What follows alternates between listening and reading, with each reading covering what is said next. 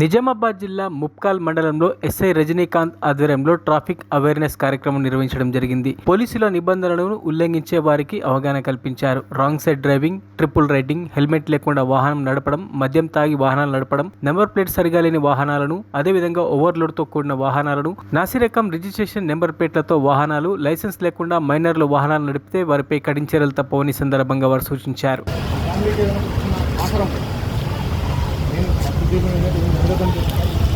జరిగిన తర్వాత మనం ఎట్లా ఇదైంది తర్వాత మన వల్ల మన టీం మాకు అదే వెహికల్స్ మైనర్ డేస్గా చిన్నపిల్లలకి 18 సంవత్సరాల వయసు తక్కువ ఉన్న పిల్లలకి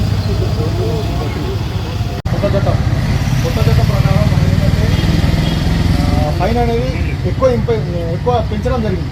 ఫైన్ ఇంతకుముందు హెల్మెట్ లేకపోతే 130,000 రూపీస్ దగ్గర మీరు ఎందుకని చెప్పేసి కంపల్సరీ మీకు కంప్లీట్ అవుతుంది. ప్లస్ ఏమైనా యాక్సిడెంట్ ఏమైనా అయినా సరే మీకు డబ్బులు ఆపుతుంది. ఓకే,